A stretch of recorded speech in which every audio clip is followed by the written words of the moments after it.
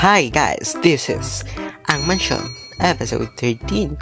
So, welcome back po. At ayun, sorry, ang tagal kong walang upload. Halos isang linggo na walang upload. And sorry guys, na-busy lang po talaga ako.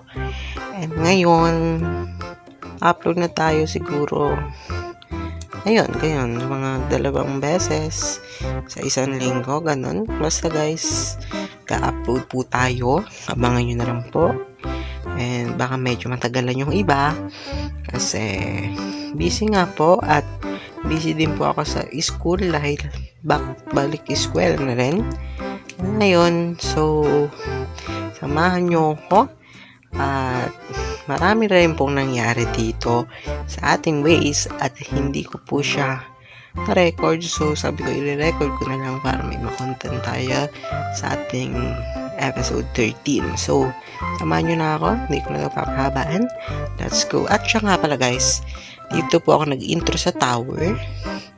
Kasi update ko lang is, nilagyan ko na ng mga torch. Kaya, ayan po guys. Ay, wait lang. Ayan po. Nakikita nyo po sa likod. Lumiwanag na po yung ating world. Aray, naano ako ng phantom. So, ayun po, lumiwanag na po siya. Nilagyan ko po siya ng mga torch sa paligid. Ayan, para mawala din mag-spawn, no? So, ayan, atake na tayo ng phantom. Let's go na, guys. Atake na tayo ng phantom. So, ayan, magandang umaga. This is morning na. And dito ako nag-intro sa tower natin kasi hindi na po natin siyang masyadong napakita sa inyo. At soon, talagyan ko rin siya mga bintana para hindi boring na plain lang yan. So, ayan, soon. And may gagamba dun sa ating ways. So, update ko na po kayo. Unang-una nyo dyan, yung sinabi ko po kanina is nilagyan ko na po ng mga ilaw dito sa ating base kasi para lumiwanag sa paligid and napakadilim. And ito guys, hindi ko pa po siya naayos. Pasensya na. Coarse dirt kasi ito eh. So, gagawin ko siyang dirt. Naka-off cam ko na siya gawin. So, ayun, update ko na kayo. So, nilagyan ko na siya ng mga torch sa mga paligid para maliwanag ang buhay. Ayun, so ito, palitan natin ito ng dirt. Susunod, or off-up ko na lang siyang gagawin. Siyempre, nandito pa rin po si Colette. Ay, si Lulu. Sorry. Si Lulu, naka-diamond. Ano na siya sa ating nakaraan na episode? Diamond armor. And si Colette, bawal lagyan si Colette ng armor. So, si Lulu na lang nalagyan natin. Tapos si Colette is nandito. So, ito nga pala, may papakita ko sa inyo. Pinaliktad ko na po yung hay bale nila. Hay bale nila. Ewan ko. Basta ayan po. Ginanyan ko na po siya. And nandito po yung chest niya. Kasi para galaw-galaw siya ng malaki. So, nilagay ko dun sa taas. May patungan na siya yan. At, ganun din po yung kay Lulu. Tingnan nyo po guys. So, ganito rin po yung kay Lulu. Hello, Lulu. So, ito yung update sa kanilang dalawa. Ganito rin po nilagay ko. Ginawa ko kay Lulu. Nandito yung chest niya kasi para makagalaw-galaw siya. Diba? Para makagalaw-galaw siya ng maayos dyan. And ito, tanggalin muna natin siguro ito.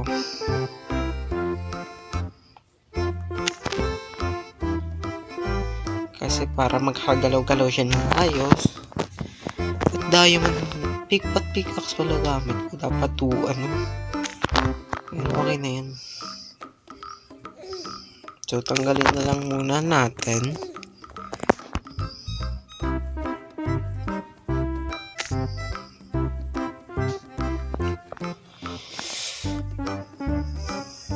Ay, maano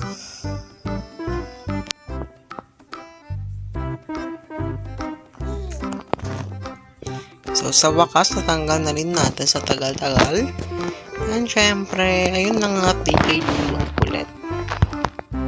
Yung bahay nila is wala pang nagbago dyan. Ganyan pa rin bahay nila. So, ito siguro i-extend ko to. Dahil malaman nyo mamaya. So, ito muna ang update. Nilagyan ko na siya ng mga bamboo dito. So, hindi ko pa siya tapos. So, pupunin pa natin siya ng bamboo. Ayan. Kasi ang hirap ang dami niyan guys. So, nakakatamad maglagay isa-isa niyan. So, ito sa bahay natin. May mga torch niya rin dyan syempre sa paligid. So, itong sa bahay natin is binago ko na po siya. May stairs na po siya. And, syempre, ginawa kong ayon yung pinto para walang makapasok talaga. And, may doorbell ba yan? No? At, syempre, ito talaga ang good news dyan. So, dumami na po ang ating mga alaga. At mag-suggest po kayo ng kanilang mga pangalan. So, ito po is puro LC muna nilagay ko dyan. Kasi para di sila mag-despawn. Pero may isang LC po akong papangalanan dyan. So, isa sa kanila is LC yung pangalan. So, ito naman mga kabayo ba to? Puro Luis po yan. Puro Luis po yung pangalan nila. Para di sila mag-despawn syempre. Puro Luis po yan ho. And syempre may iba tayong kulay. May gray, may dark brown, light brown, dalawa. May itim, may white.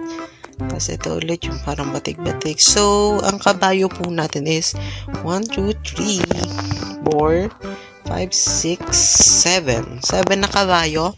Plus si Lulu dun. Si Lulu dun sa kanyang kulugan. Bali, 8 po sila. 8 po. Pero si Lulu po ang pinaka-original talaga. And sila po yung ating inampon ulit.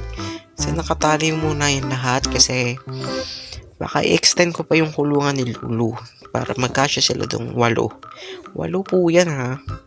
At itong ating mga donkey is 4 lang. Kasama niya yung si Colette. 3 lang po sila dyan. Pero 4 na sila. Kasama na po si Colette. So, ayun. Ayun lang naman ang update sa ating bahay. So, looban na yung cellphone ko. So, dadalihan ko na to. At ayun. So, suggest po kayo ng name sa ating 7 kabayo at 3 donkey. Comment down below ng inyong request na nasira yung kama ko. Request kayo ng mga name. Comment nyo lang yan. Mababasa ko naman po yan sa comment section. Yung inyong mga comment. Basta po is 7 na kabayo. Ayan. Bali 8 sila kasi kasama si Lulu. 7 lang po mabibigyan nyo ng pangalan dito. Kahit ano pong pangalan. Basta may pangalan sila. Kayo na po mag-suggest. At 3 donkey naman po. So, ayun lang guys. Tayo na ay mag-update ulit sa iba. So, puntahan natin yung isa nating update. Medyo nilayo ko siya sa ating base para naman lumawak-lawak yung ating So, ito is hindi ko pa siya nalalagyan ng design or basta wala pa kasi akong time dyan eh. So, ito, ba't ganyan yan? Ayusin na lang natin yan. So, nakikita nyo po ba yon? Ang nakikita ko? Isa po yang makikita nyo naman po siguro na So, isa po yang ating sugarcane farm. This is a sugarcane farm. Sira-sira siya siguro. Sira-sira dito. Ayusin na lang natin yan. So, ayan po yung ating sugarcane farm. Yung iba is hindi pa malaki. Hindi pa malaki yung ibang ating sugarcane farm. So, ginaya ko lang po yung kay Andre. Shoutout kay Andre. Ganito po yung ginawa niya kasi.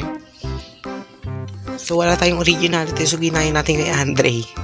So, ayan yan. Ginamit ko dito is sun.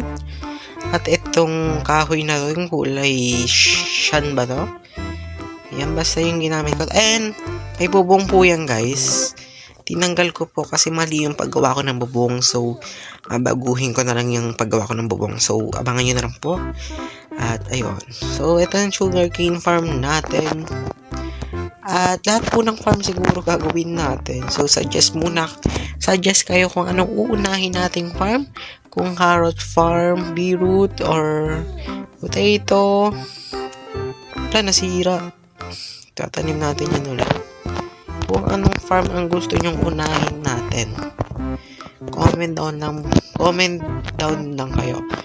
No? Ito ang sugarcane farm natin. So, ngayon lang ating update. Ngayon lang naman po para sa episode na ito. Sana nag-enjoy kayo. Thank you. Balik na tayo sa ating base at tayo ay mag-outro na. Let's go! Yun lang naman po para sa episode na ito.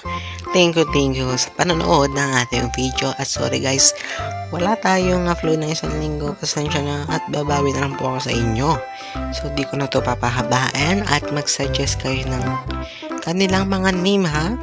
Ulitin ko lang guys is 7 horse, 3 donkey at sa ating sugarcane farm ngayon. So shout out kay Andre.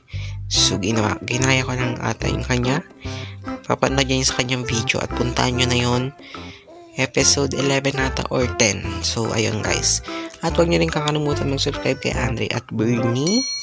So, ayun lang naman guys. At suggest kayo ng ating susunod na gagawin nating farm.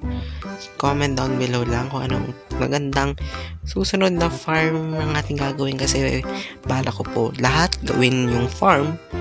So, ayun. So, thank you for watching. Please subscribe Andre and Bernie. See you on next episode. Goodbye guys. Bye. Sorry kung saglit lang yung ating video na ito. At babawi naman ako sa mga next episode.